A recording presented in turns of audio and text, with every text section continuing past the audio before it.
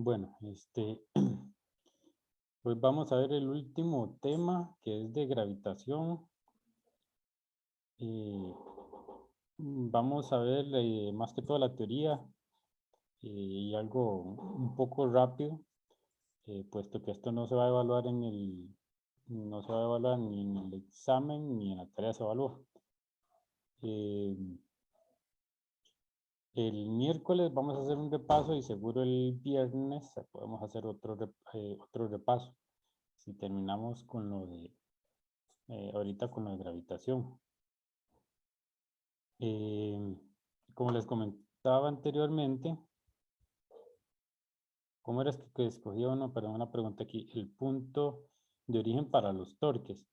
Bueno, el torque, cuando usted está en equilibrio estático, usted puede escoger cualquier punto y el torque alrededor de ese punto tiene que ser cero. Lo que pasa es que obviamente uno quiere escoger un punto donde tenga que hacer el menor trabajo. Entonces, bueno, voy a poner un ejemplo para responder la pregunta. Entonces voy a irme aquí al final. Entonces, vamos a ver. Digamos que yo tuviera como algo como así.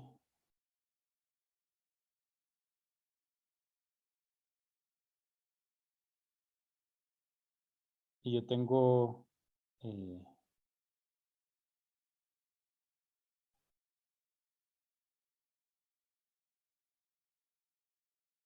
fuerzas que actúan sobre este objeto. Tengo que seguir una fuerza acá. Tengo otra fuerza acá. Y tengo otra fuerza acá. Y puedo tener otra fuerza acá. Y digamos que así también. Ok, entonces el torque yo puedo encontrar cualquier punto aquí en toda esta región. Es más, yo puedo calcular el torque alrededor de este punto, ¿verdad? Que sería como decir que esta barra va a girar alrededor de este eje.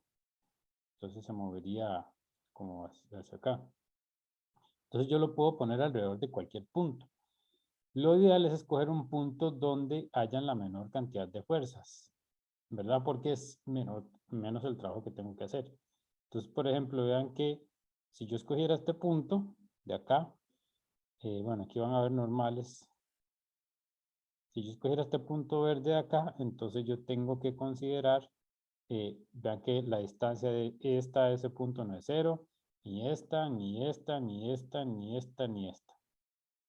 Entonces, a menos que alguna de estas fuerzas sea paralela a ese R, entonces todas tienen un torque que no es cero. Entonces tengo que considerar, meter en la ecuación de torque, tiene que meter 1, 2, 3, 4, 5, 6. En cambio, si, si yo escogiera ese punto verde aquí, aquí no me ahorro mucho, pero pero si yo los cojo ahí, vean que la distancia de este punto a F1 es 0. Entonces ya yo sé que el torque de esa alrededor de ese punto es 0. Y solo me quedaría 1, 2, 3, 4, 5. Entonces algo de trabajo me ahorro. En algunos casos puede que yo tenga, digamos, varias fuerzas. Vea que yo podría tener acá otra fuerza hacia abajo y otra fuerza hacia acá. Entonces escoger ese punto donde hay más fuerzas hace que las cosas sean más sencillas. O yo escojo un punto que sea paralelo. Por ejemplo, si yo escogiera un punto, si esta fuerza, en lugar de ser así, fuera en esta dirección, y yo pongo el torque acá, este es F, entonces vean que cuando yo calculo el R, R es paralelo a F, entonces el R cruz F es igual a 0. Entonces también Y este punto me simplificaría en cierto sentido porque tendría el f igual a 0. Estos de que son paralelos convienen cuando tengo, digamos, qué sé yo, sería como otro tipo de objeto, que yo puedo tener varios puntos. Entonces yo puedo tener una fuerza para acá, puedo tener una fuerza para acá. Yo podría poner mi eje acá también, o el eje acá. Entonces siempre es eso, buscar cuál es el punto donde hay menos torques para que el trabajo sea más sencillo.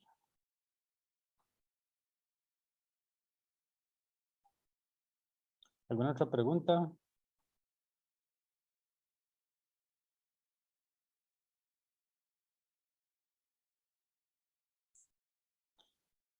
Ok, vamos a empezar entonces. Vamos a ver gravitación. Anteriormente vimos cuáles eran las 4 fuerzas fundamentales. No sé si se acuerdan, era gravedad. Hay otra fuerza que es la fuerza electromagnética. Después tenemos una fuerza que se llama la fuerza fuerte y otra que se llama la fuerza débil. De todas esas fuerzas, una de las más débiles, digamos, en comparación en magnitud con las otras, es la gravedad. Eso, digamos, yo considero, por ejemplo, una partícula pequeña como un electrón y yo comparo las fuerzas que ella siente. Digamos, la fuerza de gravedad comparada con una fuerza eléctrica o una fuerza magnética, la fuerza de gravedad es mucho más débil. Sin embargo, el asunto es que como la fuerza de gravedad depende de la masa, obviamente si yo tengo un objeto muy masivo, entonces el efecto neto sí sí termina siendo más importante que otras fuerzas. Entonces, por ejemplo, en el caso de los planetas y las estrellas, que son objetos muy masivos, la fuerza de gravedad es bastante grande y es la que hace que ellos se mantengan en sus órbitas, por ejemplo, los planetas orbitando alrededor de la Tierra. Pero uno no puede comparar, por ejemplo, no es que uno está comparando la fuerza eléctrica de esa cantidad de materia hacia una partícula con la fuerza de gravedad.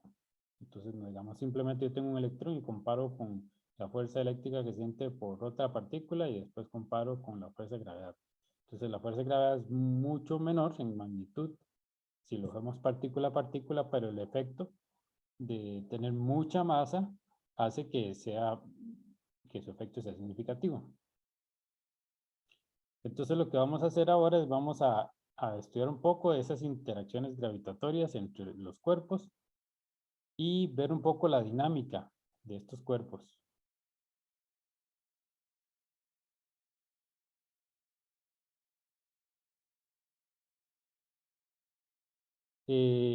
Entonces, vamos a empezar con las leyes de Kepler. Bueno, el estudio de los planetas tiene años de años. No sé si ustedes han visto que no solo Kepler, sino también otras civilizaciones también han estudiado mucho las cuestiones de astronomía, los planetas y las estrellas.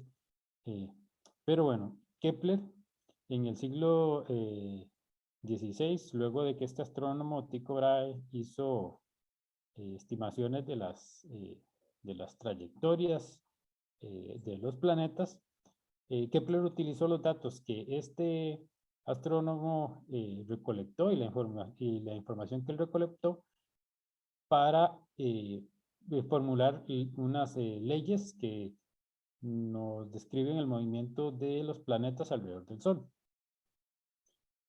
Entonces, entre esas observaciones, por ejemplo, está la primera ley es que todos los planetas se mueven en órbitas elípticas con el Sol situado en un foco. Entonces, aquí más o menos eso se ve de esta manera. Esto es una elipse, se supone que, bueno, ahí viene una descripción detallada de cómo caracterizar una elipse. Creo que es que esta distancia de acá, de un foco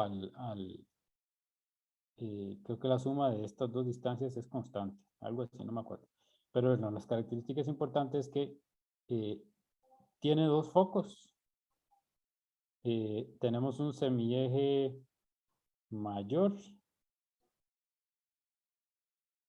que es este acá, el de amarillo, y tenemos un semieje menor. Vemos entonces, la ley dice que el Sol está situado en un foco. Entonces, en uno de los focos está el Sol y el planeta se mueve por la elipse. Entonces, vemos que, por ejemplo, en ciertos puntos, en este punto, estamos más alejados del afelio, del Sol, perdón, eso se llama el afelio. Y en otro punto, acá, estamos más cerca del Sol, se llama perihelio. En esos dos puntos vamos a ver que las velocidades de los planetas son diferentes, no son exactamente iguales. ¿Por qué una elipse? Bueno, los dos objetos, el Sol y el planeta, ya sea la Tierra o cualquier otro planeta, los dos objetos en realidad se pueden mover. Cuando uno resuelve el problema de forma analítica completa, entonces uno tiene que considerar los dos planetas. Tanto el planeta siente una fuerza de gravedad que lo atrae hacia el Sol y el Sol siente una fuerza que lo atrae hacia el planeta. Entonces es un sistema cerrado. Lo único que se va a mantener fijo en un sistema cerrado donde no hay fuerzas externas es el centro de masas. Entonces, entonces,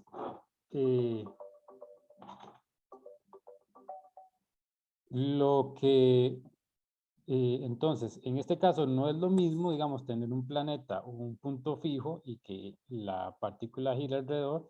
En este caso los dos pueden moverse y lo único fijo es el centro de masa. Entonces, por esa razón, no es de esperar que digamos, que el planeta vaya a describir una trayectoria circular alrededor del otro. Es muy cercana, ¿verdad? Una trayectoria circular, pero no es perfectamente circular por esa razón.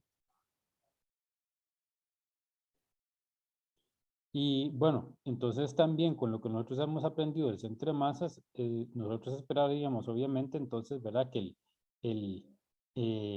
¿cómo es? Que el centro que el cuerpo más pesado esté más cerca del centro de masas. Entonces el Sol debería estar más cerca del centro de masas, debería ser el que se mueve menos, pero aún así se mueve.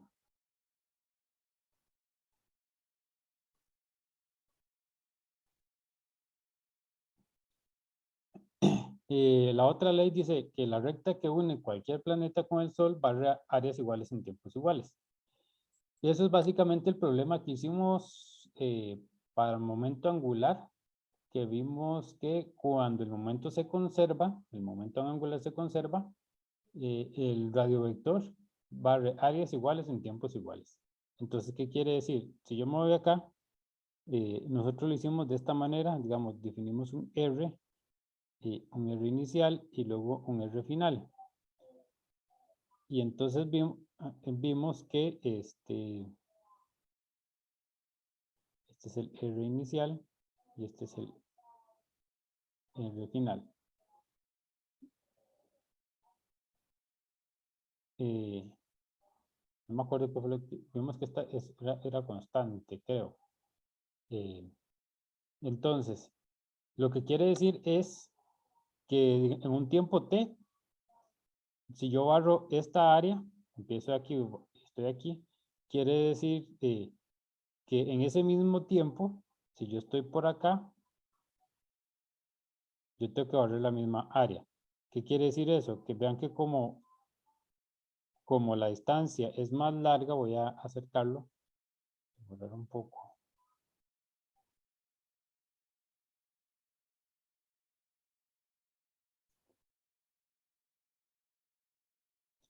Aquí como la distancia es más larga, entonces la distancia que yo me muevo acá, lo voy a poner en color rojo. Esta distancia que yo me muevo acá para barrer un área igual que el área de que barren estos dos R, la distancia tiene que ser menor porque estos lados son mucho más largos. Entonces eso quiere decir que cuando está por acá, tiene que moverse más despacio para que le tome el mismo tiempo recorrer esta distancia. Eso nos quiere decir entonces que entre más alejados estemos del Sol, entonces tenemos que movernos más despacio para mantener, para que el área barrida sea igual. Eso se debe a la conservación del momento angular, que fue lo que hicimos en uno de los problemas. Y bueno, y se conserva porque de nuevo no existen fuerzas externas, entonces el torque externo es igual a cero. Las únicas fuerzas que actúan es la fuerza de gravedad, que es una fuerza interna del sistema, que sería el planeta y la Tierra, por ejemplo, o perdón, el Sol y el planeta. La tercera ley de Kepler dice que, perdón, que el cuadrado del periodo de cualquier planeta es proporcional al cubo del semieje mayor de su órbita. Entonces, básicamente lo que nos dice es esto de acá. Esa es la forma de escribirlo en términos de una fórmula. Esta parte se deduce de esa aproximada y se puede obtener a partir de un análisis bueno, de ver cuál es la fuerza centrípeta y cuál es el origen de esa fuerza. Entonces, este lo vamos a ver cómo se calcula, pero esta es la otra ley de Kepler.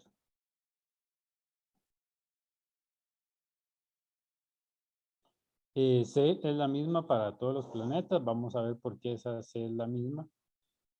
Y bueno, esta en particular es una consecuencia de que la fuerza de gravedad sea proporcional a R al cuadrado. Eso tiene que ver con la razón por qué esa potencia de ese valor. Si la fuerza no fuera R al cuadrado, entonces aquí tendríamos otra cosa. Y bueno, entonces tiene que ver con eso y con el hecho de que la fuerza se relaciona con la fuerza centrípeta, ¿verdad? Porque el movimiento es circular.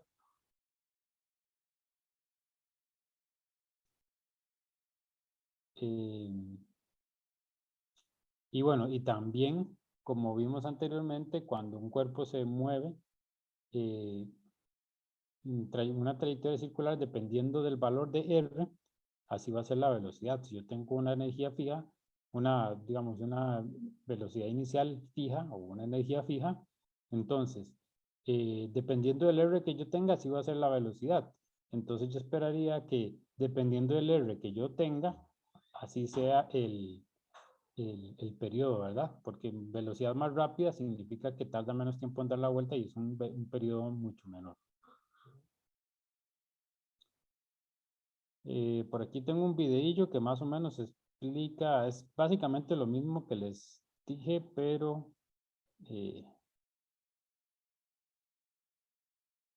tiene vamos a ver. Bastante interesantes.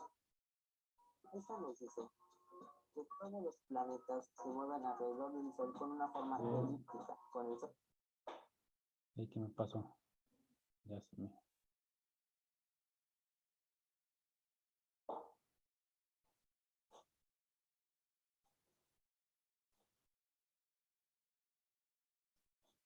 A ver si ponen un video. Con una forma elíptica, con el Sol en uno de los focos.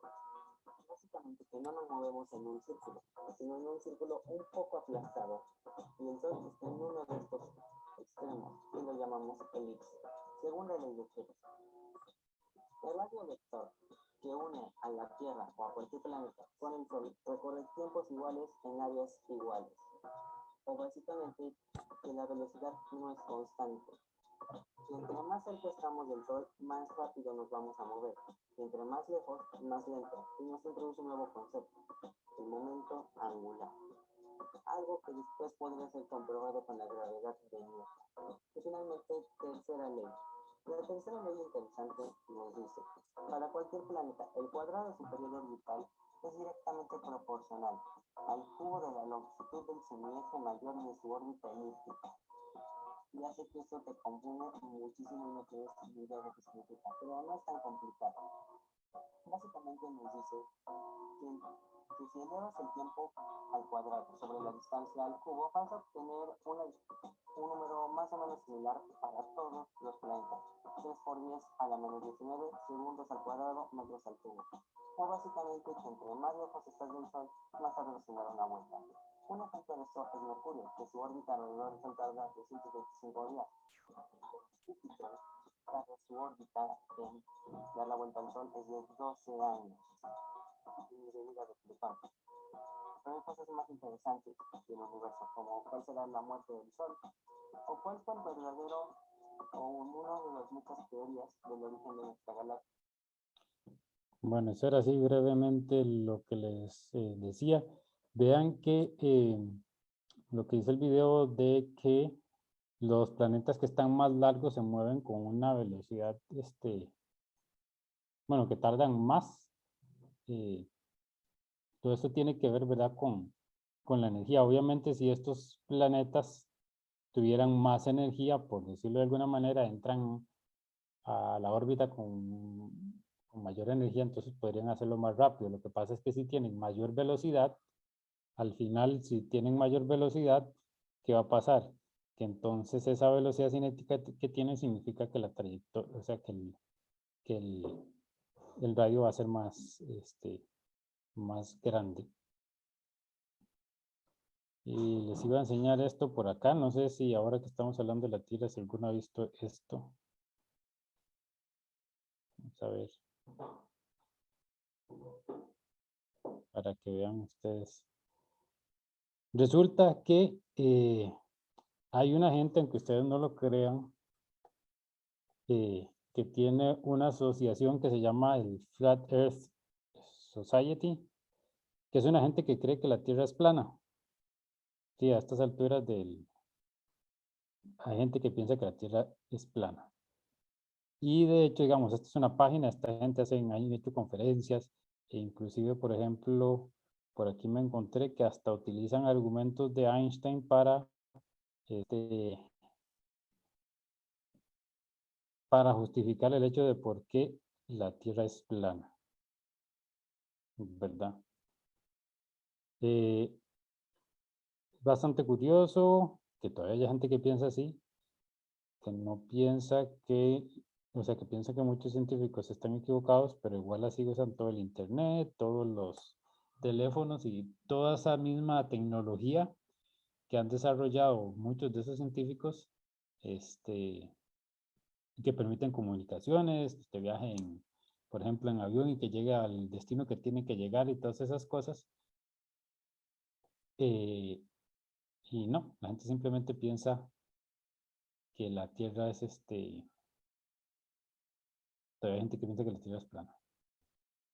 ¿Alguien había visto esto anteriormente?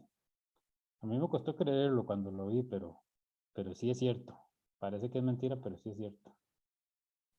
De hecho, es una población bastante grande. Y esto debe estar hecho la muerte. Miras que se le escucha como muy cortado. ¿Puede repetir? Esa es una población bastante grande. Ah, seguro, sí, sí, sí. Y bueno, yo no sé, es bastante curioso,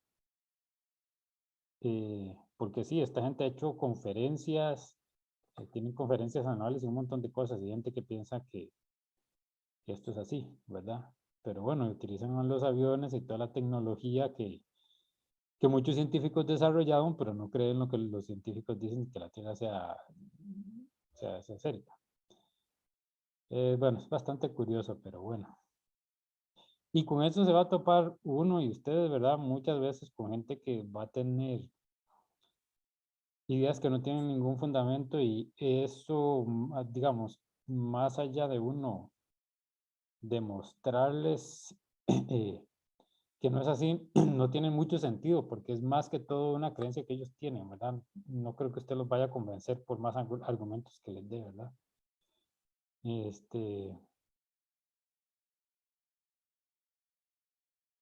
Pues sí, es en serio. Pero bueno, vamos a seguir para que solo les quería compartir eso, me acordé de esto y ahora que estamos viendo lo de los planetas, eh, entonces se los quise compartir.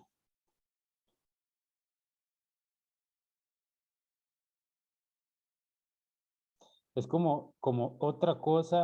Yo no sé si ustedes vieron que hubo un niño como de 11, 12 años que se graduó que sacó el bachillerato en física en Holanda, creo. Pues resulta que yo por ahí vi el artículo o algo así y estaba viendo los comentarios y mucha gente decía, el chiquillo decía qué es lo que le gustaría hacer a él y por qué estudió física, y mucha gente se ponía a decir que lo que quería hacer él no se podía. Entonces yo me preguntaba, ¿cómo es posible que el chiquillo terminó física como con 12 años y tardó como, en realidad tardó como un año, fue lo que tardó? Y hay gente que piensa que entiende mejor las cosas que el chiquillo.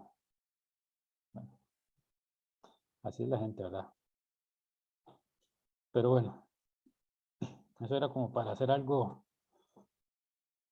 para discutir algo diferente. Y también es bueno acordarse uno en cómo es el, el, el contexto o la sociedad en la que uno vive. Y bueno, y esa es otra parte importante también. Parte de lo que nosotros hacemos más allá de la teoría, que es algo que yo creo que en la UAM uno nunca le enseñan, uno tiene que acordarse que toda la investigación que uno hace, al fin y al cabo, tiene que venderla también. Entonces, cuando ustedes vayan a lo largo de sus carreras, traten siempre de ir pensando cómo, en la mejor forma de explicar las cosas, de manera que la gente las entienda de forma sencilla, porque muchas veces ustedes se van a encontrar que la gente que va a pagar sus investigaciones, sus trabajos, es gente que no entiende el tema. Entonces, siempre piensen en eso, en poder demostrar de una forma práctica y sencilla las cosas que ustedes estén, estén viendo. O por lo menos empaquetarlo de una forma que sea más interesante para la gente. Ok, vamos a seguir con la ley de gravitación de Newton, que para mí es la parte más, como más importante de esto que vamos a ver hoy. Después de Kepler, el otro entonces que haría una gran contribución fue Newton. Newton lo que hizo fue demostrar que la fuerza ejercida por el Sol sobre los planetas era proporcional a R a la menos 2. Esto es decir, F proporcional a 1 entre R al cuadrado. Y luego extendió su teoría a cualquier par de cuerpos en el universo. Entonces, básicamente lo que quiso decir Newton fue que entre dos cuerpos masivos iba a haber una fuerza que era proporcional a 1 entre R al cuadrado, que es la distancia entre esos dos cuerpos. Escrita de forma matemática, bueno, una fórmula es esta. Entonces, básicamente la fuerza entre dos cuerpos, la fuerza de gravitación está dada por, tengo una constante, tengo la masa del cuerpo 1, la masa del cuerpo 2, y eso va dividido entre la distancia al cuadrado.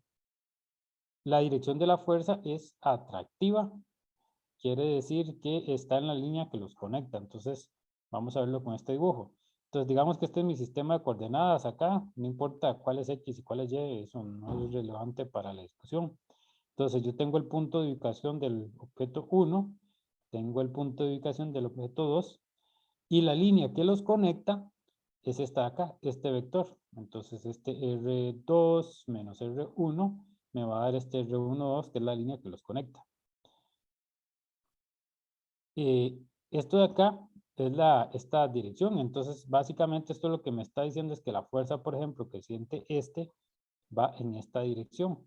Está sobre la línea que une a los dos cuerpos y que es atractiva. El atractivo me lo da el menos.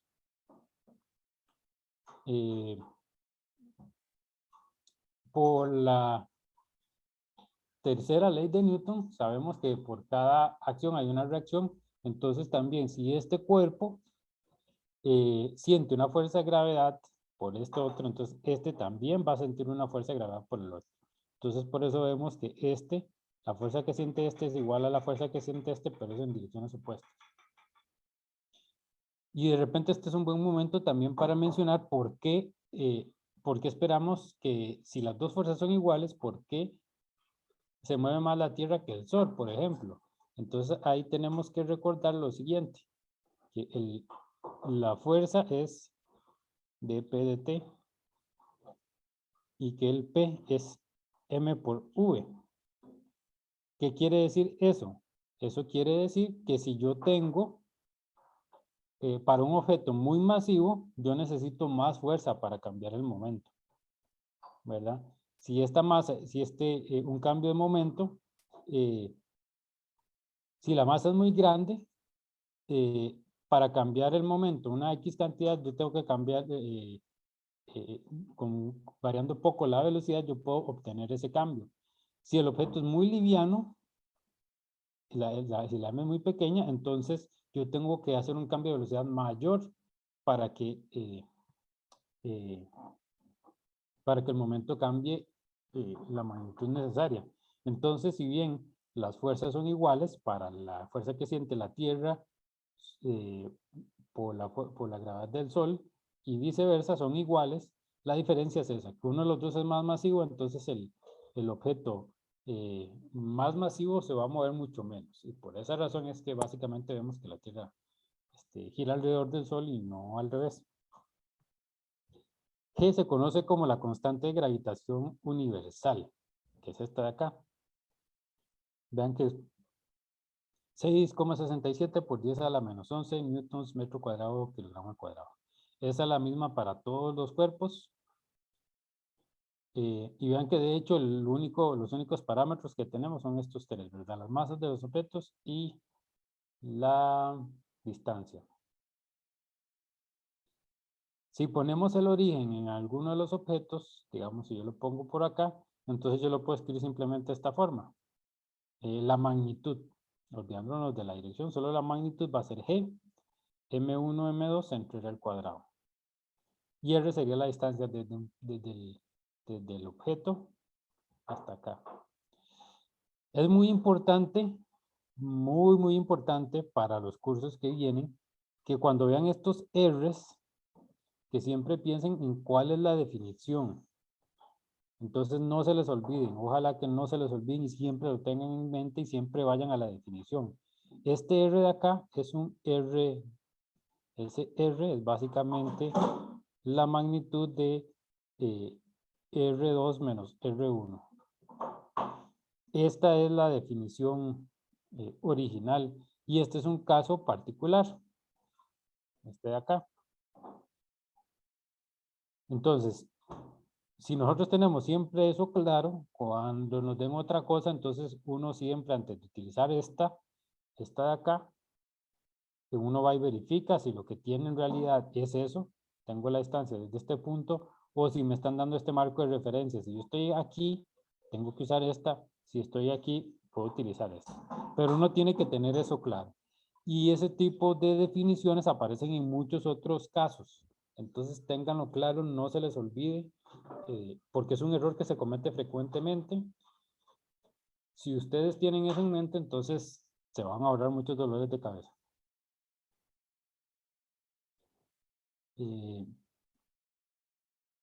Bueno, ahora, ¿cómo se determinó G? Uno de los primeros en determinar el valor de G fue Cavendish, que hizo un experimento que ahorita lo vamos a ver rápidamente cómo es que él hizo para medir la fuerza de gravedad entre, perdón, la constante de gravitación.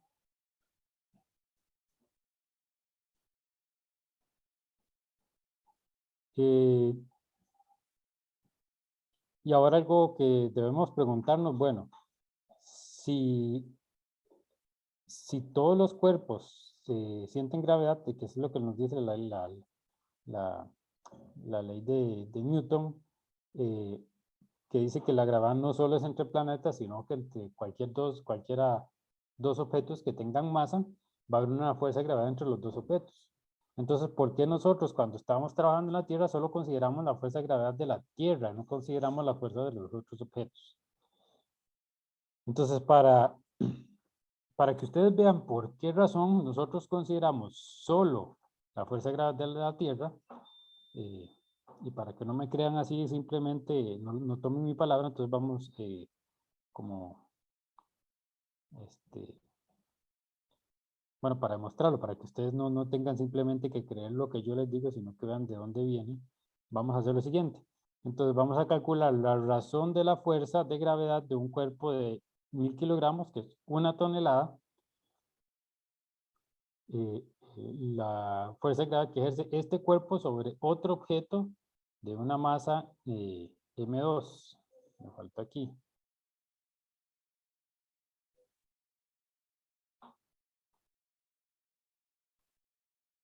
Y que están separados a una distancia de 1 metro.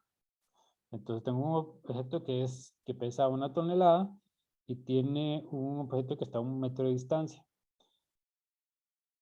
Y vamos a comparar eso con la fuerza de gravedad que siente el objeto de masa M2, tomando la razón. Entonces, usando la ley de gravitación, entonces tenemos acá arriba, tengo la fuerza de gravedad del objeto de 1 tonelada sobre el 2. Entonces, básicamente G, la masa que origina la gravedad, que son 1000 kilogramos, la masa 2 entre la distancia al cuadrado, que es 1 metro al cuadrado. Para la fuerza de la Tierra tenemos la del G, la masa de la Tierra, la masa del objeto 2 y el radio de la Tierra al cuadrado. Entonces, las constantes de gravitación se van las masas, y la razón depende solo de la masa del objeto, el radio de la Tierra y la masa de la Tierra. Entonces vean que este que está abajo pasa a quedar arriba, ¿verdad? Porque este por este y este por este.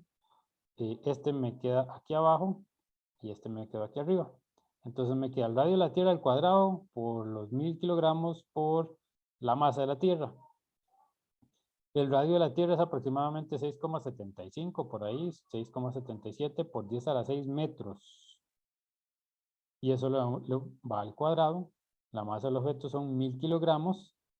Y la masa de la Tierra es 5,98 por 10 a la 24. Entonces eso nos da arriba 6,77 por 10 a la 15. Y abajo nos da 6,98 por 10 a la 24. Entonces aquí yo no necesito calcular exactamente el número, pero vemos que estos 6,77, estos 5,98 es, redondeémoslo a 1, la división de estos dos. Si lo redondeamos a 1, vemos que el factor o la razón va a ser 1 por 10 a la menos 9. Entonces estamos queriendo decir que la fuerza de gravedad del objeto de 1 tonelada se va a manifestar como el 9º decimal comparado con la fuerza de gravedad de la Tierra. Entonces imagínense que si quisiéramos hacer, considerar la gravedad de otros objetos, entonces tendríamos que conservar muchos decimales. Ahora, al final, también yo puedo decir, bueno, pero igual contribuye, porque en la Tierra hay un montón de objetos, ¿verdad? Hay un montón de objetos y si yo empiezo a sumar las contribuciones de todos, de repente eso va a ser una contribución significativa. Pero igual, digamos, si usted se pone a pensar de esa manera, como yo tengo un objeto acá que pesa 1 tonelada, por acá por otro lado va a haber otro y al fin y al cabo, en promedio se van a cancelar. Pero igual, sigue siendo muchísimo menos que la masa de la Tierra como tal. Entonces, jamás va a tener usted una contribución que sea del orden similar, ¿verdad? Este tipo de análisis es muy útil y muy conveniente en muchos casos. ¿Por qué? Porque nos dice cuáles son las fuerzas y las cantidades que son relevantes. Y esto se utiliza mucho, por ejemplo, cuando usted quiere, este tipo de análisis, cuando usted quiere realizar un experimento. Por ejemplo, digamos que usted quisiera realizar un experimento para medir la fuerza de gravedad, entonces usted dice, bueno, yo necesito un método que me permita medir la gravedad de la Tierra más la gravedad de ese cuerpo que pesa una tonelada.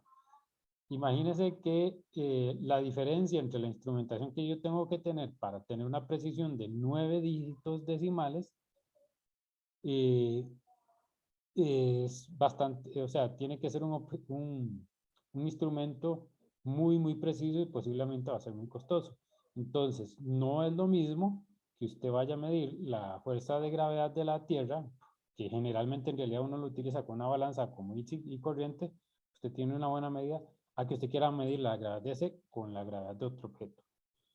Si para el cálculo que usted necesita en realidad usted no necesita tantos decimales, entonces no se justifica que usted vaya a gastar un montón de plata para medir algo que no va a hacer un cambio significativo. Entonces, por ese lado es que es importante considerar eso.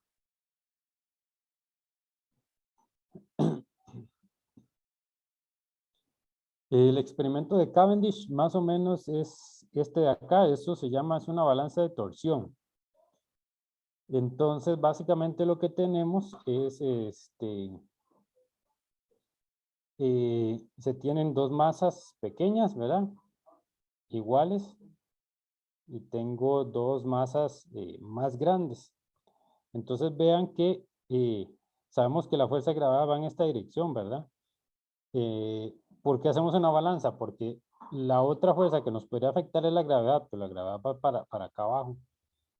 Y el cuerpo está rígido, en cambio aquí la fuerza de gravedad en este sentido, esa sí me va a generar un torque con respecto a este eje. Vean que este es el eje, la distancia acá es, digamos, R, y la fuerza de gravedad entre este y este va en este sentido, o viceversa, la que siente este va en este sentido. Entonces hay un torque. La fuerza de gravedad de la Tierra, como va hacia abajo, no me afecta ese torque. Entonces lo que hace Cavendish es pone estas dos masas, pone estas masas pequeñas, y el ángulo que se vaya a mover esta masa va a depender de la fuerza de gravedad, que es la que realiza el torque. Entonces usted hace un estudio con el torque y eso le va a permitir determinar cuál es la fuerza de gravedad. Ya que básicamente esta va a sentir una fuerza por esta de acá y otra fuerza por esta de acá. Pero el torque neto, sí, va a sentir dos fuerzas y se va a empezar a mover hasta que encuentre el punto donde el torque neto sea cero. Y ese ángulo que se desplaza, obviamente va a depender de las constantes de gravitación. Uno conoce las dos masas, va a conocer las distancias, y lo único que le quedaría que no conoce es el G. Entonces, a partir de eso, usted puede obtener el G. Obviamente, tiene que ser un sistema que sea muy preciso, ¿verdad? De manera que se pueda medir ese ángulo. Pero más o menos así funciona. Y se conoce como ese es el experimento de Cavendish, que es la balanza de torsión. Posiblemente vean algo en mecánica teórica después, pero se los quería comentar porque si no, casi que no van a tener más chance de ver esto. Y es un experimento bastante importante, porque se terminó la constante de gravitación universal. Y antes de ir al receso, voy a comentarles sobre la masa gravitatoria y la masa inercial. Entonces, vimos que la fuerza de gravedad, en la fuerza de gravedad yo tengo una masa que aparece M1, M2, entre R al cuadrado. Y tenemos la segunda ley de Newton, también que en la segunda ley de Newton yo tengo una masa por una aceleración. Esas dos masas no necesariamente tienen que ser iguales. A una de ellas, la masa que aparece en la ley de Newton de la gravedad se le llama masa gravitatoria, y la masa que aparece en la segunda ley de Newton se llama masa inercial. Estas no necesariamente son iguales, Sin embargo, experimentalmente se ha logrado comprobar que estas son son iguales hasta una parte en 10 a la 12, ¿verdad? Por definición no son iguales, pero experimentalmente se ha logrado determinar que son básicamente iguales. Entonces, de aquí lo importante es ver que ustedes recuerden que la masa que aparece, por ejemplo, en la ley de Newton no necesariamente es igual a la que aparece en la segunda ley. No necesariamente son iguales, pero sí se ha logrado determinar experimentalmente que tienen el mismo valor para efectos prácticos. Y por eso mm, no hay como que ninguna consecuencia práctica por el hecho de que sean dos masas distintas. Ok, ¿les parece si hacemos un receso y regresamos entonces a las 7:58?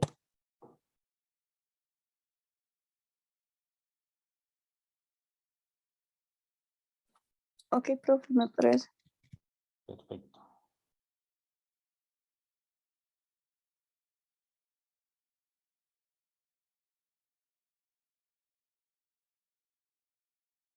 Bueno, ahora vamos a ver rápidamente la deducción de la tercera ley de Kepler, que era la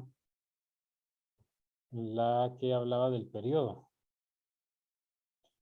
Entonces, básicamente lo que hacemos es, ya conocemos cuál es la fuerza que origina ese movimiento circular y que mantiene a los planetas en esa órbita. Entonces, básicamente lo que uno tendría que hacer es decir que la fuerza centrípeta, que es para un planeta, que es la masa por la velocidad de ese planeta al cuadrado entre r, y esa es la fuerza centrípeta, debe ser igual a la fuerza de gravedad, que es la fuerza, si no fueran iguales, entonces lo que pasa es que el planeta se termina alejando de la trayectoria. Entonces es la fuerza de gravedad y la fuerza centrípeta son las fuerzas que se compensan para que el planeta se mantenga en ese movimiento circular. Entonces, la fuerza de gravedad tiene que ser igual a la fuerza centrípeta. Entonces, simplemente lo que tenemos que hacer es igualar las dos. Cuando las igualamos, vemos que entonces la masa del planeta se cancela. Y de ahí podríamos despejar entonces que la velocidad al cuadrado es igual bueno, y esta R se cancela con esta. Entonces nos queda que la velocidad al cuadrado es la constante gravitacional por la masa del Sol por la distancia del planeta. Aquí está uno asumiendo que la trayectoria es básicamente circular, ¿verdad?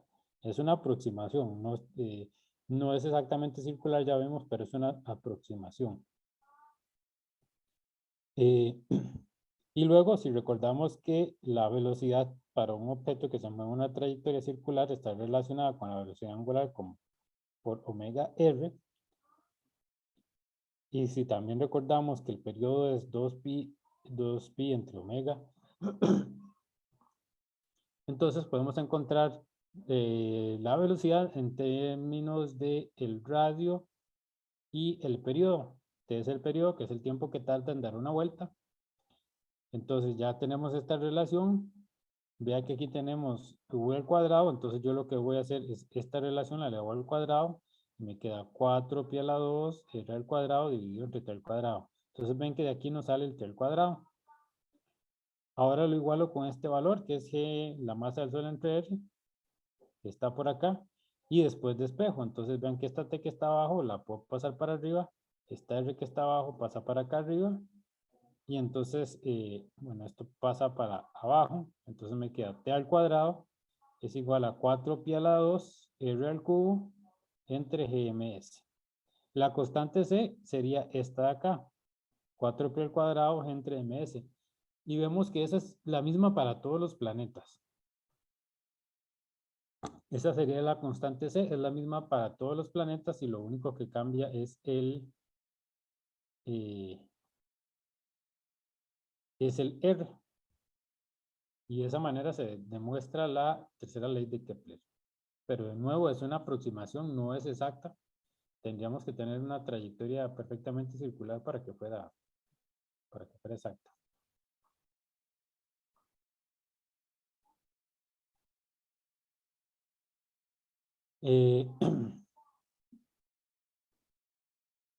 ¿Alguna pregunta hasta el momento?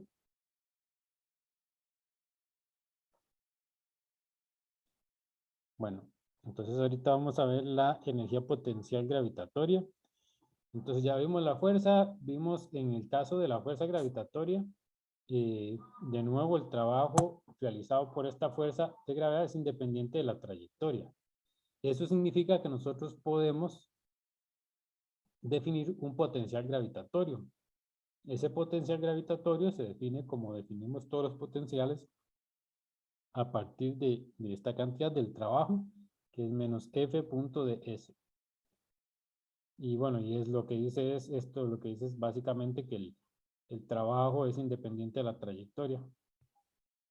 En el caso de la fuerza de gravedad, esta F que aparece acá, es la fuerza de gravedad, y aquí me faltó la dirección.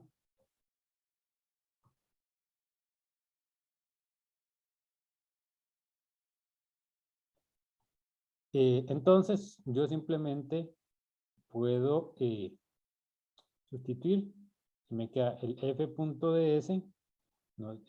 Sería menos G M1 M2 R al cuadrado de R. Aquí nada más les voy a recordar para que vean de dónde salen. Ustedes, no sé si ustedes se acuerdan que, por ejemplo, en polares, el de S era R, no, de R más R de zeta, por ejemplo. Entonces vean que como este de acá, como la fuerza tiene solo componente en R, cuando yo lo punteo con R, entonces me va a quedar solo este de acá. Este de acá no, porque este está en la dirección Z.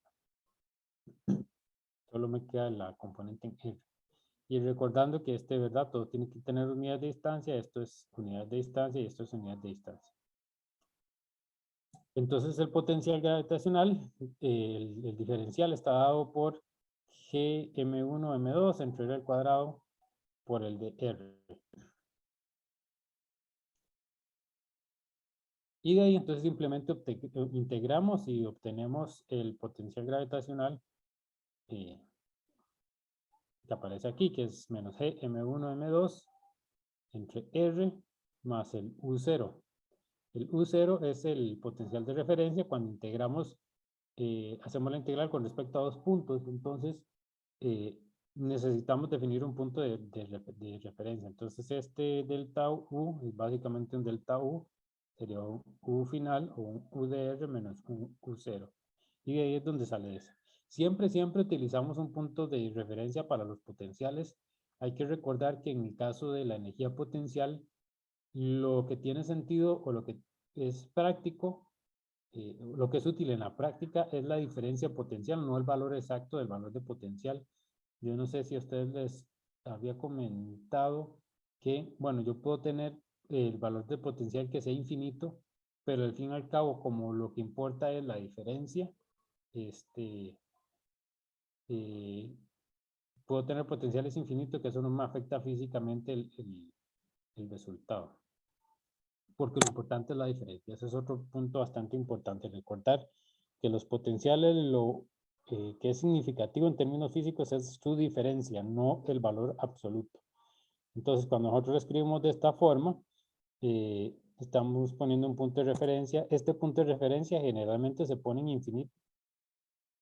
Uno dice que el potencial es cero en infinito. Entonces, vean que si es cero en infinito, cuando esto se va a infinito, esto nos da cero. Y el U tiene que ser igual a 0. Tal vez voy a hacerlo aquí de forma explícita. Este es un U de R, entonces digamos que yo hago U de infinito. Esto me quedaría menos G, M1, M2 entre infinito más U0. Este de acá es igual a 0. Y si yo digo que en infinito el potencial tiene que ser igual a 0, entonces eso me dice que el U0 tiene que ser igual a 0. Entonces definimos como 0 el potencial en infinito. De esa manera, la constante U0 es igual a 0. Y entonces el potencial uno lo puede escribir como un UDR de esta forma. Es UDR menos E, M mayúscula, M minúscula entre R, que significa implícitamente que el potencial está definido con respecto al infinito, y el infinito tiene un potencial de 0. Entonces, eso es bien importante, recordar que los potenciales, lo que necesito ese punto de referencia, como les digo, no solo para este curso, para otros cursos, cuando vean la fuerza eléctrica, van a ver también energías potenciales. Entonces, si se acuerdan, muchísimo mejor.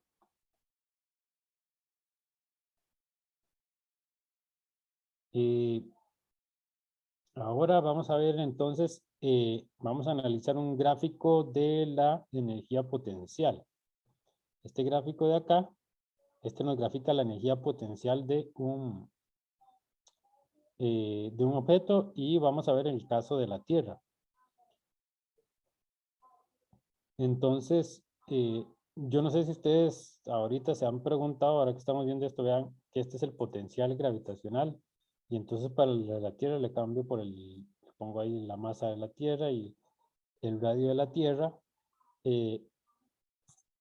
Y bueno, ¿y cómo cambia cuando yo estoy en la superficie de la Tierra? Porque la energía potencial que nosotros utilizamos es MGH y no utilizamos todo esto, ¿verdad?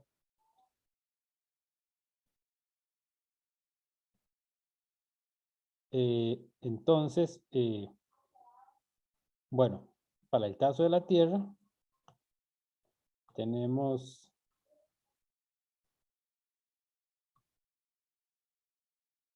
esta gráfica. Entonces vean que esta línea de acá me grafica la energía potencial. ¿Qué quiere decir? Bueno, vean que es negativa. Entonces en 0 tiene que ir a menos infinito. Aquí está el 0, tendría que ir a menos infinito. Y en infinito tiene que ser igual a 0. Aquí está el R, entonces en infinito tiene que ser igual a 0. Si yo calculo la fuerza, la energía potencial de un objeto, yo tengo que encontrar este punto, UR de T más H. Nosotros hemos visto que generalmente nosotros utilizamos el potencial de esta forma cuando tenemos gravedad. Y vamos a ver por qué utilizamos ese potencial.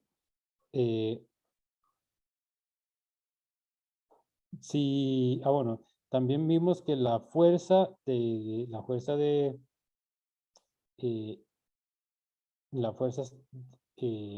de un potencial se obtiene a partir de menos du de x. Entonces, si yo tomo la pendiente de esta curva, en algún punto ahí yo tendría ¿cómo es la fuerza fuerza de gravedad. En el caso de la Tierra, como las distancias que uno se mueve, ve que aquí me da el h, son muy pequeñas, ve que esto es con respecto a r, entonces uno está más o menos en un punto fijo, por decirlo así, y se mueve muy poco, por eso es que la fuerza es más o menos constante. Pero vamos a ver, veamos por qué nosotros usamos el MGH cuando utilizamos gravedad y no usamos este de acá. Y la razón es la siguiente. Entonces, ok, yo tengo la fuerza de gravedad de la Tierra que está dada por esta forma. Tengo la constante de gravitación, la masa de la Tierra, la masa de mi objeto. Y la distancia va a ser RT, que es el radio desde el centro de la Tierra, más H, que es la altura desde la superficie de la Tierra hasta el objeto. Yo voy a sacar este RT. Como yo lo saqué, entonces me quedó de esta forma 1 más H entre RT. Obviamente la altura de un objeto sobre la superficie, por ejemplo, de un edificio de 20 pisos, aún así la distancia es mucho menor que el radio de la Tierra, que son 6.000, son como 6.700 kilómetros. Entonces, inclusive 1 kilómetro es mucho más pequeño que eso. Entonces, como sabemos que esta cantidad es muy pequeña, lo que vamos a hacer es hacer una expansión y ver, aproximarla. No escribirla exacta, sino hacer una aproximación.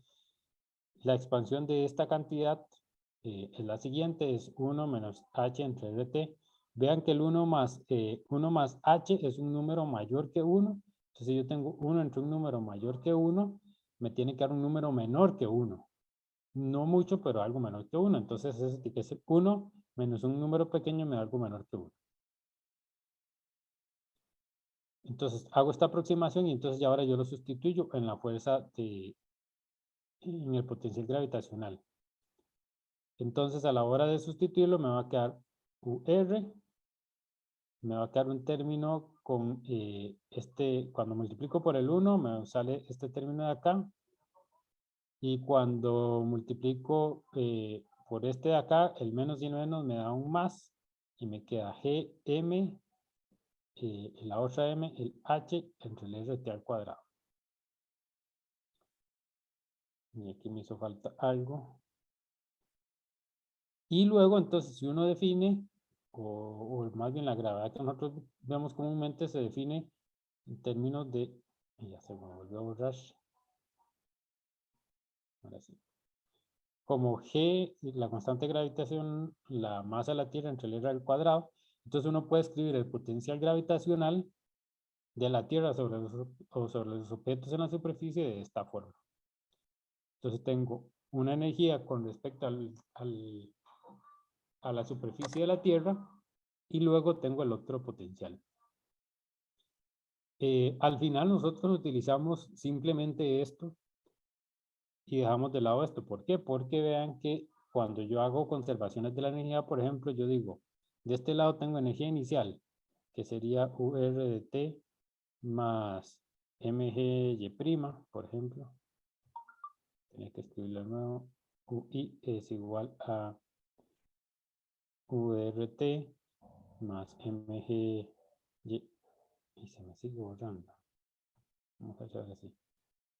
UDE, UI es igual a UDRT más MGY'. Y UF es igual a URT de nuevo porque uno mide con respecto a la distancia de la Tierra, es MG y entonces, generalmente, estas dos aparecen de lados opuestos de la conservación de la energía. Entonces me queda, por ejemplo, I y me queda E igual a F. Entonces estos dos términos al final se van a cancelar perfectamente, porque solo nos interesa la diferencia, ¿verdad? Y esa diferencia va a estar dada por este término. Entonces, por esa razón, es que nosotros solo vemos este término y no vemos todo el otro término. Entonces, de nuevo, la idea de aquí es reforzar que al fin y al cabo lo importante es la diferencia relativa. Eso nos permite en muchos problemas colocar o utilizar el punto de referencia para el potencial donde más nos convenga, ¿verdad? ¿Alguna pregunta hasta aquí? Esto de acá no es algo que sea súper importante, pero en muchos casos, cuando a uno se le dicen que una cantidad es muy pequeña, este tipo de aproximaciones es la que se tiene que usar. Hay dos casos en los que generalmente uno le dicen que las cantidades son muy pequeñas. Uno es para decirle que una cantidad no varía mucho. Por ejemplo, si yo tengo, pues vamos a usar gravedad, pero esto es algo más general que quiero que lo tengan en mente. Digamos que yo tengo aquí dos cuerpos, me dan esta distancia R, y aquí tengo bueno, tengo este punto 1, aquí está la masa 2, y me dicen que esta distancia es muy pequeña. Entonces, una opción es que nos digan que esta distancia es muy pequeña con el fin de que usted tenga clara la idea de que la gravedad es más o menos la misma aquí que acá. Entonces, en ciertos casos, el hecho que nos digan que las distancias son pequeñas es para decir que el cambio de esa cantidad de interés es pequeño. Entonces yo tomo más o menos como constante, por ejemplo, en toda esta región la gravedad. Pues digo que es la misma que en este punto, para simplificar mi problema. Y esa es una de las una de las posibilidades. La otra posibilidad es que yo tenga algo como esto. Y me dicen que este H es mucho menor que ese RT. Entonces, en esos casos, generalmente lo que uno quiere hacer es hacer una aproximación de este tipo. Entonces, simplemente yo saco este otro término y veo la contribución que se genera por ese otro término de otra manera. Son como esas dos posibilidades las que a ustedes les van a aparecer. Pero siempre que les aparezcan cosas de este tipo, traten de acordarse. Este tipo de expansiones de Taylor están ahí en tablas, entonces ustedes simplemente van y las buscan para, sea -1, a la -2, a la -1/2, son de las más comunes. Entonces ténganlo en mente de nuevo para cuando estén en otros cursos, ustedes vayan ya, bueno, tengan esa herramienta y de una vez sepan qué es lo que tienen que hacer y no estén batallando. En términos físicos también uno esperaría, ¿verdad? Que cuando hace esas aproximaciones usted vea una diferencia. Por ejemplo, si yo obtengo exactamente el mismo valor que si yo quitara este término, a veces eso no es nada interesante, ¿verdad? No es algo que yo quiero ver cuál es el efecto, cuál es el cambio. Aunque sea pequeño, pero yo quiero ver el cambio. Entonces, también tiene que pensar uno en eso. ¿Alguna pregunta?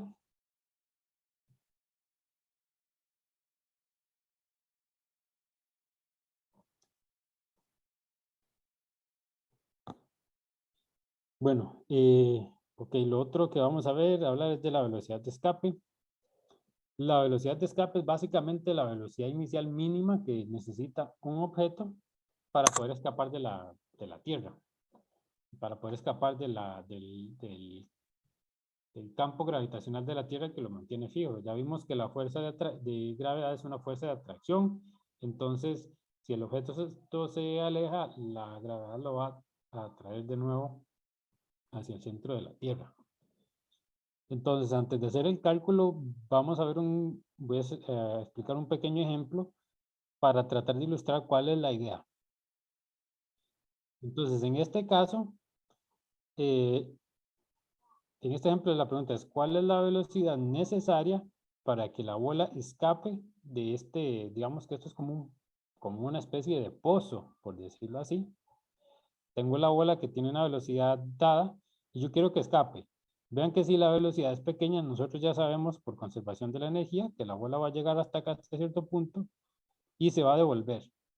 La altura a la que llega depende de la energía, de la velocidad que ella tenga, porque la energía cinética que tiene acá se tiene que convertir en energía potencial, ¿verdad? Conforme va subiendo, la energía cinética se convierte en energía potencial. Si no tiene suficiente energía cinética, entonces nunca no va a poder llegar acá. La condición de escape sería cuál es la velocidad necesaria para que llegue hasta aquí arriba y tenga una velocidad, por lo menos velocidad final 0, porque entonces ya no se va a devolver. Y digamos que ya salió. Y potencial 0. Aquí yo lo hice de esta manera porque entonces yo definí este punto de referencia como el 0. Entonces aquí está, sería negativa. Esa definición la hice porque es para que sea análoga al caso de la Tierra. Pero al fin y al cabo, intuitivamente nosotros lo que sabemos es que la velocidad, la energía cinética tiene que ser igual a esta potencial, que es básicamente una barrera de potencial. Si vemos la energía, entonces digamos que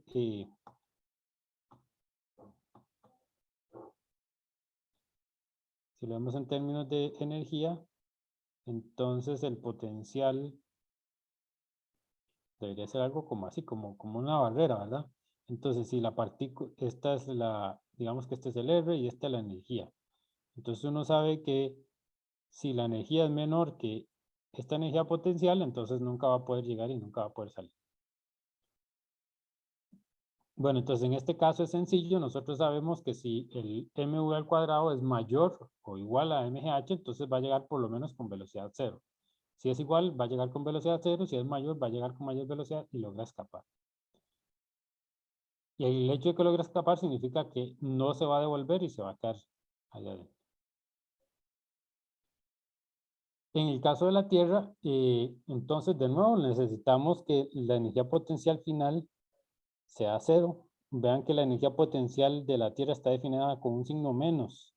Eso quiere decir que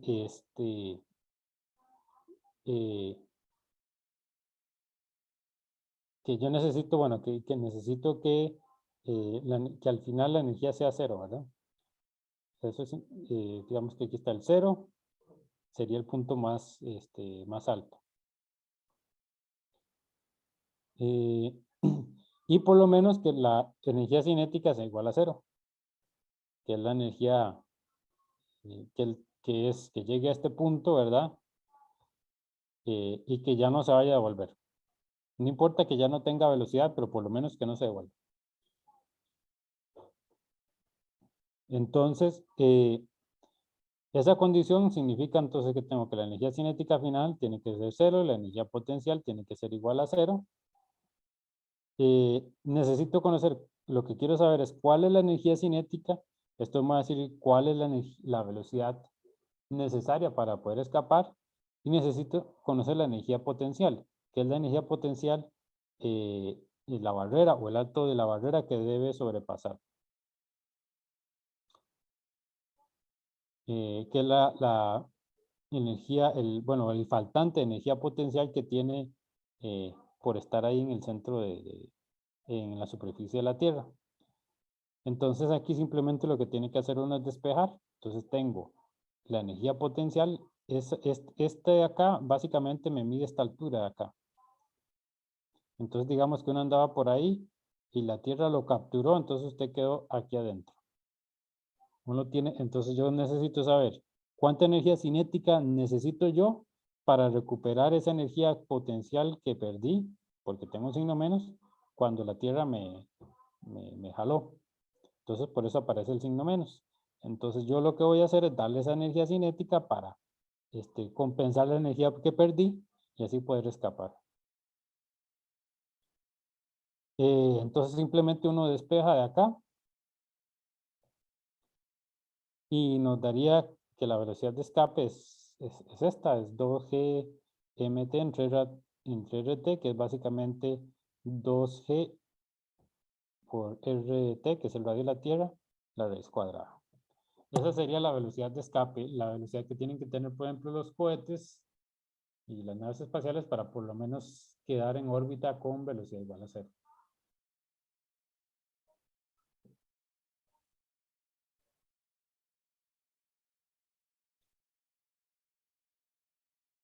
Ahora vamos a ver lo que son las clasificaciones energéticas de las órbitas. Bueno, entonces vimos que, bueno,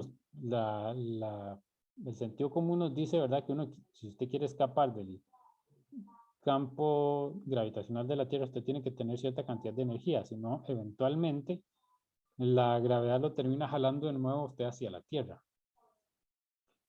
Y acabamos de ver que hay una velocidad de escape, es decir, nosotros necesitamos una energía mínima cinética para poder escapar de la Tierra. Eso se conoce en términos de sistemas ligados o no ligados. El sistema ligado sería el sistema para el cual la energía no es suficiente como para que yo me pueda escapar, digamos, de la gravedad de la Tierra. ¿Por qué? Porque yo tengo cierta energía, esa energía cinética, por ejemplo, me va a permitir de nuevo, volviendo a este ejercicio, esta energía cinética me va a permitir ir subiendo por acá, pero eventualmente no es suficiente, entonces me va a devolver. Entonces, si la energía es menor que esta barrera, entonces yo nunca puedo salir y por eso se dice que estoy ligado.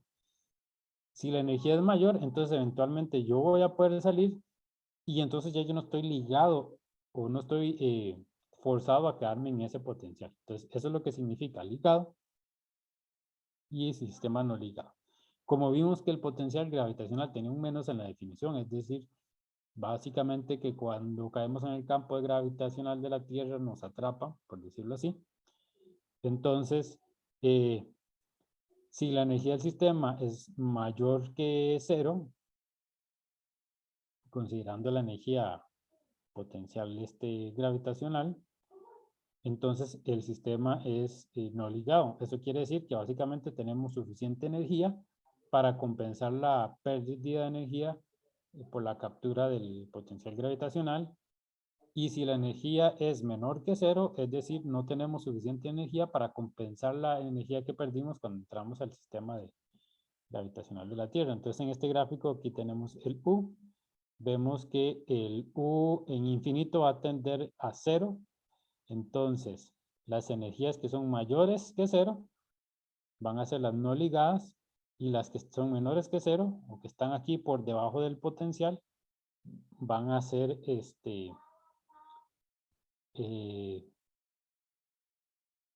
van a corresponder a sistemas ligados.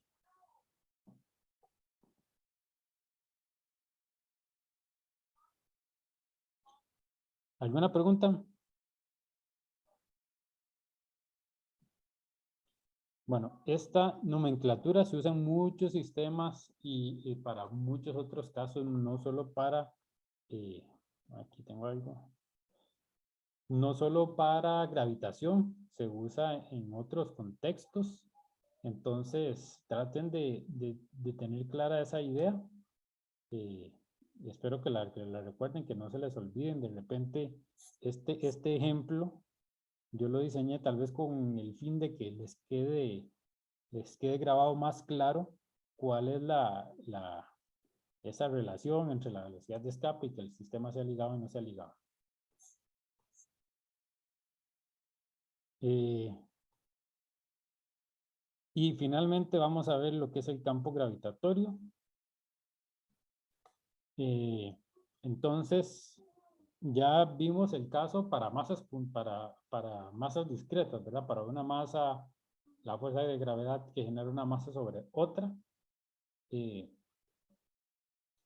Pero también podemos verlo desde el punto de vista, digamos, de que esas masas pueden ser puntuales y no todas están ubicadas en el mismo punto, en el mismo punto del espacio, por lo que la distancia de esas masas a mi objeto no es la misma.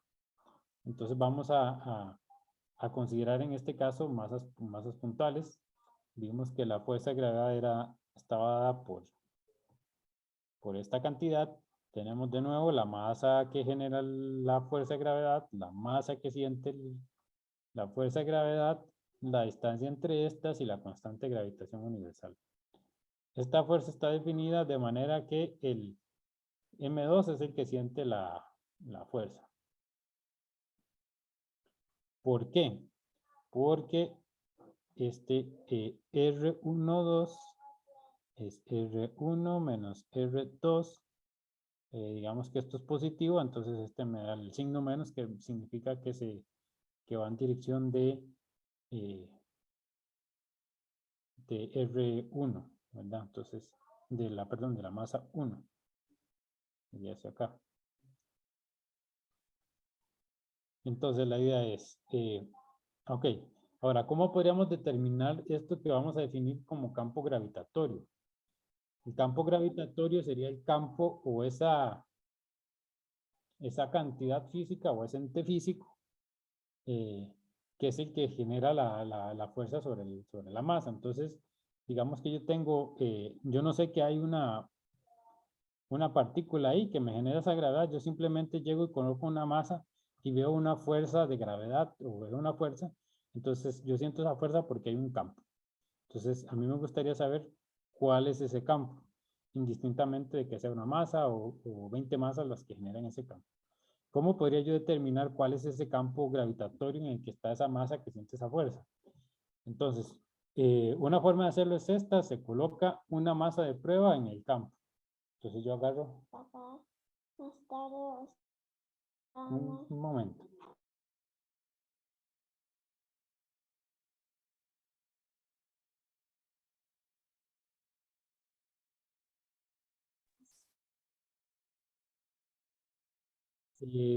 Ok, perdón. Entonces, lo que hacemos es colocar una masa de prueba. Entonces ponemos una masa pequeña acá. Medimos cuál es la fuerza que siente. Y una vez que medimos esa fuerza, entonces hacemos la razón. Yo agarro la gravedad, agarro esa fuerza, la divido entre esa masa y eso me va a dar el campo gravitacional. Ve que sería esta cantidad. Pero puede ser que haya sido una masa, puede ser que haya sido 20. No sé cuántas masas son, pero yo lo puedo determinar el campo de esa forma. Y ese sería el campo gravitacional que siente esa fuerza. A esta masa se le llama masa de prueba. Generalmente se hace dependiendo del tipo de fuerza que sea, generalmente se hace lo suficientemente pequeña para que esta misma masa no afecte el campo.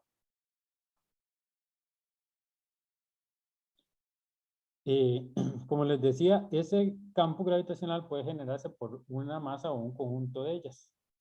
El efecto neto por el conjunto de partículas es básicamente la suma de todos los de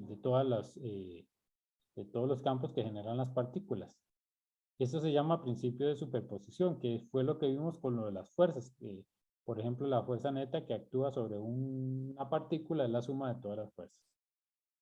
Ese principio de superposición aplica también a la fuerza de gravedad y al potencial gravitatorio. Entonces quiere decir que si yo quiero que tengo n partículas y yo quiero calcular el campo gravitatorio neto de esas 20 partículas, yo simplemente lo superpongo, lo sumo.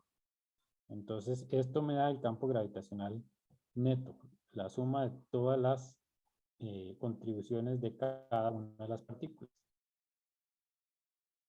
Yo lo pongo en forma de yo puedo, si tengo una distribución continua, entonces básicamente la suma se me convierte en una integral y los G son diferenciales de gravedad o las pequeñas contribuciones de cada elemento.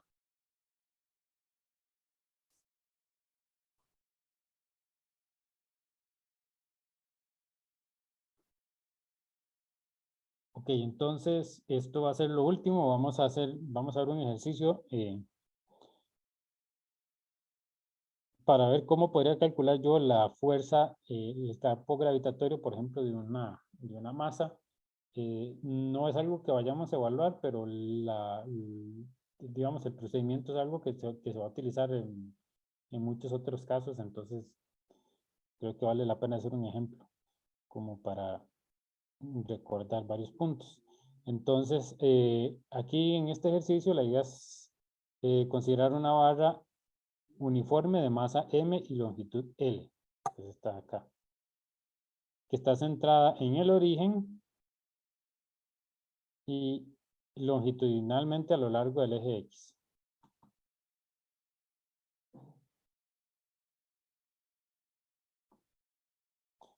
Entonces la idea es determinar el campo gravitatorio debido a la barra en todos los puntos X que cumplen X mayor que L medios.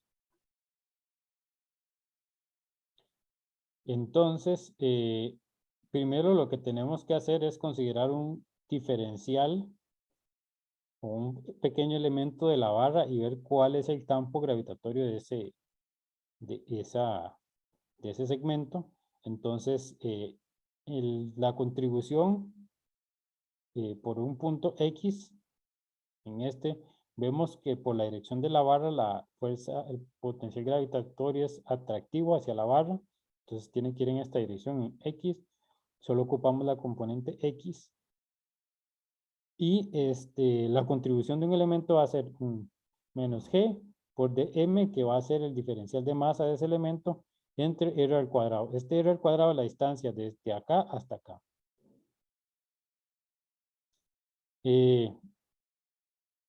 Para calcular este dm tenemos primero que saber, tener un poco más de información de la barra y de cómo está distribuida la masa. Si la masa está distribuida de forma uniforme, entonces, y su masa total es m, entonces la densidad lineal de masa va a ser m entre L, que es igual a lambda.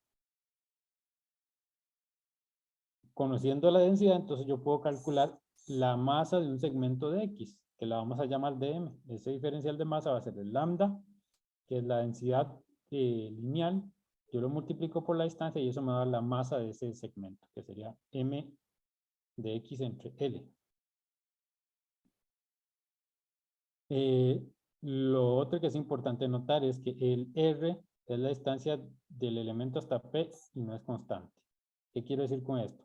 Que entonces, vean, este elemento de acá, el R que aparece acá, este R va de acá hasta acá.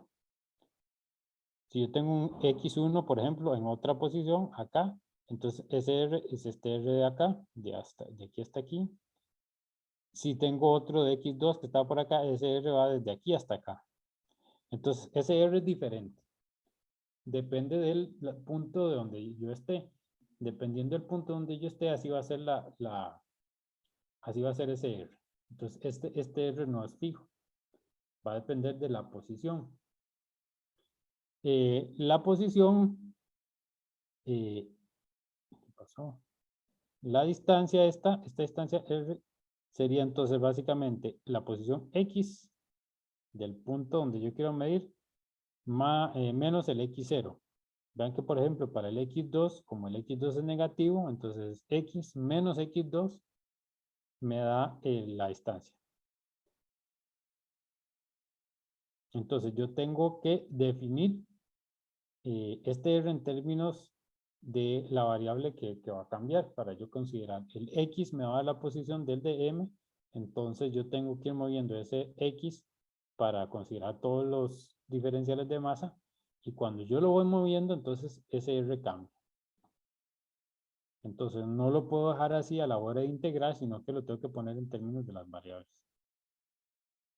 Entonces de esa manera yo ya sé que el R es X menos X0, el de Gx, que era menos G de M entre R al cuadrado, ahora sí empiezo a sustituir. El de M, que era este de acá, nos va a quedar como M entre L de X. La G que viene de acá, esa queda. Y el R, entonces lo sustituyo por el X0 menos el X al cuadrado.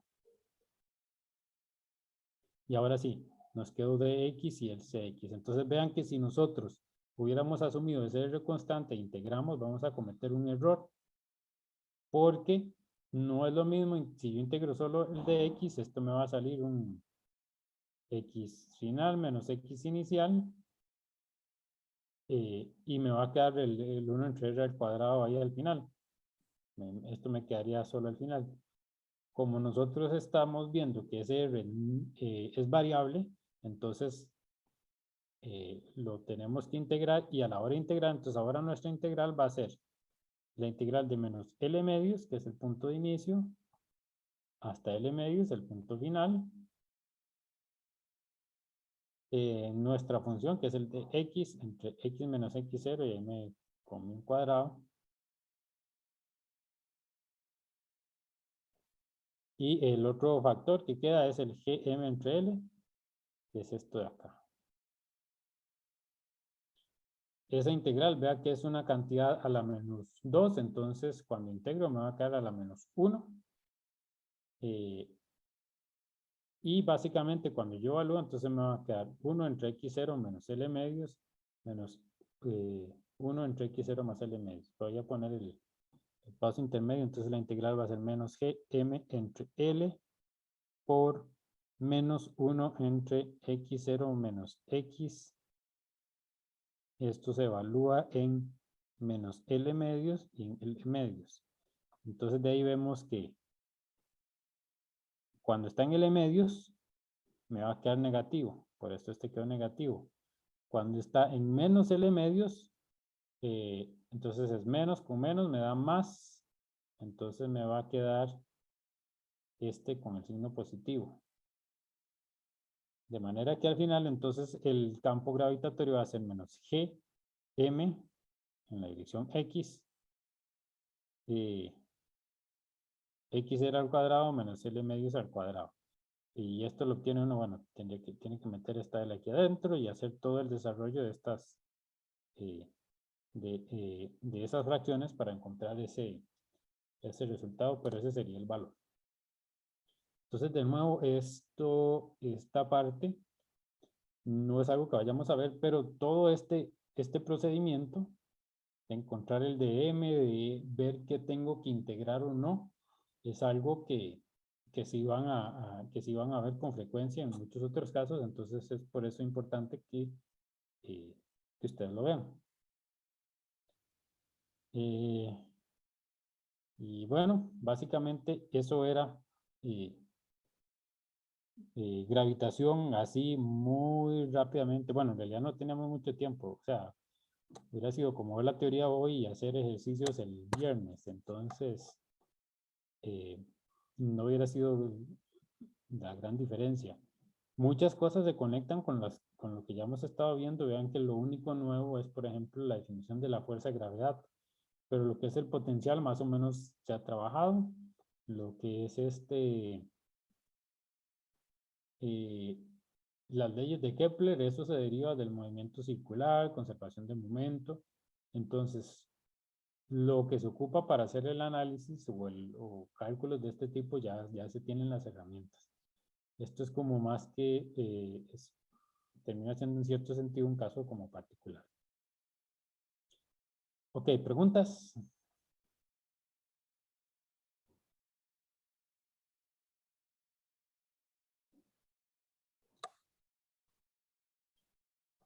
Bueno, entonces eso sería lo de gravitación, así muy rápidamente. Si tienen tiempo en el verano, échenle un ojo, traten de hacer algunos ejercicios como para tener claro los conceptos. Lo van a ver de fijo en el curso de mecánica teórica.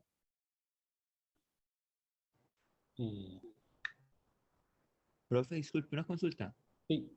¿No podría subir ahora estos apuntes un momento? Es que, bueno, sí, me interesan para repasarlos en verano, sobre todo estos de gravedad, y porque no tomé unos apuntillos en unas clases, entonces para ponerme al día con eso, ¿está bien? Sí, sí. Por Voy ahí, a más bien, profe. aprovechar para mientras llegamos la clase, lo voy a ir convirtiendo para que se suba de una vez. ¿Alguna otra pregunta?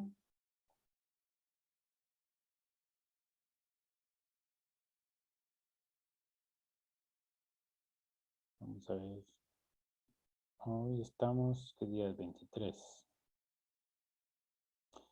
¿Alguna pregunta? La otra semana va a haber clases. No, las clases terminan esta semana, ¿no es cierto? ¿No? No sé. Sí, yo creo que la clase termina esta semana y ya la otra semana es O sea, ya el martes ya no hay clases. No, porque ya la otra semana es semana de exámenes, si no me equivoco. El examen es el miércoles. Sí,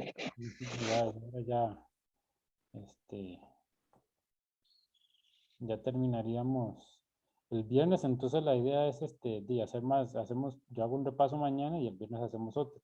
Es bastante materia, entonces hacer 2 días creo que va a permitir poder discutir un poquito más la materia. La idea del repaso es tener todo de una forma más concisa. Tal vez de esa forma ustedes ven qué es lo que uno piensa que es más importante. Hay muchos detalles que a veces no son tan relevantes. Hay formas claves que yo les he estado, ideas claves o puntos claves que yo les he tratado de ir transmitiendo para que ustedes puedan escoger de manera mejor cuándo resolver un problema y cuándo aplicar una técnica y cuándo no para resolver un problema, que era como lo que les decía de conservación de la energía, que al fin y al cabo si el problema lo que me pide es un estado inicial y un estado final, Entonces, generalmente conservación de energía es lo que uno puede utilizar o lo que conviene, porque no me interesan los pasos intermedios. Y entonces es mucho más fácil. Y eso es lo que me permite hacer conservación de la energía, de un punto final a un punto inicial. Entonces, todos esos detalles que me dicen cuándo me conviene utilizar algo y cuándo no, son puntos bastante importantes, ¿verdad? Entonces, traten de ver eso. Traten de tener claro siempre, siempre cuándo aplica cada una de las ecuaciones. Eso es muy importante. No sé si ya se los había dicho yo creo que se los dije, pero no recordarles lo que yo comentaba con un compañero de ustedes. Si pueden hacer el formulario antes de que ustedes empiecen a estudiar, entonces ustedes van conociendo el formulario, van resolviendo los problemas, se familiarizan con su formulario y ya saben qué es qué significa cada cosa, dónde está, y eso les va a ayudar en el examen. Eso es algo más estratégico. Siempre, siempre lo mejor va a ser aprenderse las fórmulas, por lo menos las generales, para poder visualizar mucho más fácil los problemas. Es lo que les decía yo, muy difícil que usted pueda visualizar una solución si no tiene ni idea de la forma que tiene una cantidad en particular. Ok. ¿Alguna otra consulta? Vean, sí, efectivamente, sí, ya la otra semana no hay clases. Adelante, Joseph. Mañana es que había un repaso, ¿verdad? Sí, sí. Es a las 8. A las 9, porque la A las mayoría votó 9. por las 9. Está bien. Sí, es que era para saber la hora. Ajá. Está bien, gracias. Y bueno, ¿qué más? De nuevo, si tienen cualquier duda, aprovechen para preguntar todo lo que ocupen ahora mañana en repaso o el viernes. Sí, ya es el último esfuerzo, ¿verdad? Ya la otra semana es el último examen, el último esfuerzo y ya van a poder descansar. Bueno, entonces si no hay más dudas ni consultas, entonces quedamos así por el día de hoy y nos veríamos mañana los que se pueden conectar. Hasta luego, profe. Muchas gracias, profe. De nada, hasta luego. Hasta luego, profe, gracias. Profe, Profe, un Sí. momento, antes de que se vaya, ¿le puedo hacer una consulta con respecto a los, ¿cómo se llama? Al choque, a algo de los choques elásticos? Sí, sí, sí. Es muy sencillo, es que estaba haciendo varios problemas, pero eso se lo quería preguntar porque no sabía si, creo que sí depende de la masa, pero por ejemplo, en un choque elástico, es que creo que el único ejemplo que vi, pero no se lo puedo confirmar, era que las masas eran o muy similares o directamente iguales, pero en un choque elástico, digamos, el ángulo que se forma por las dos, digamos, por ejemplo, yo tengo una pelota y la pelota me choca con otra y es un choque elástico. El ángulo formado por el golpe, sí, el ángulo de la distancia entre las dos pelotas, por así decirlo, el ángulo, no sé si me estoy dando a entender. Ya tenemos dos bolas aquí. Ajá. Van Una a choca la otra está en reposo, puede ser. El Ajá. ángulo que me forma, el ángulo que se forma entre esas dos pelotas es igual al ángulo inicial con el que chocó la primera pelota a la otra. No necesariamente. No necesariamente, ¿verdad? Eso es lo que estaba pensando, porque depende de la masa. Depende de las masas. Ujú. Sí, sí, no, solo lo quería confirmar. Muchísimas gracias. Vea que si ese es el caso y es inelástico y una está en reposo, yo lo que hago siempre, y es, bueno, eso también se los dije, ¿verdad? Para que se acuerden. Si yo solo, si el choque cuando es inelástico y es una dimensión, aunque sea así, digamos, aquí está mi masa 2 y aquí está mi masa 1, vean que aquí hay un ángulo, ¿verdad? Entonces yo siempre puedo y siempre es válido colocar mi sistema de referencia acá. Entonces yo puedo, para analizar el choque, digamos, en un primer momento, yo pongo mi sistema coordenado acá, entonces ya no hay ángulo, el ángulo desaparece. Y simplemente aplico conservación del momento y me va a dar las velocidades iniciales y finales. Ya, correcto. Sí, sí, sí. Entonces, y después, porque el asunto es que yo lo que pienso es que a usted le pueden pedir cuál es la velocidad, pero con respecto a este marco original. Yo tengo el marco original y me piden la velocidad con respecto a este marco, pero es que es más complicado. Entonces, no, yo lo que puedo hacer es esto. Yo pongo este marco en el verde, hago el choque ahí, tengo las velocidades y después esas velocidades, entonces las convierto a este marco de acá. Ya, ya, ya, ya, ya. Perfecto, Entonces, perfecto. sí, y Ajá. de ahí usted puede ver que, digamos, las velocidades van a depender de las masas, ¿verdad? Entonces, la magnitud de la velocidad le va a cambiar eh, va a cambiar en cierta forma los componentes al final, ¿verdad? O sea, Ya, sí, sí, sí, sí. Es cierto, es cierto, es cierto. Ya lo veo. Ajá, pero tiene todo el sentido. Ujú. eh, ¿algo más? No, no, profe, creo que ya. Más bien, muchísimas gracias. Perfecto. Bueno, muy amable. Bueno, nos vemos entonces. Bueno, hasta luego, profe. Hasta luego.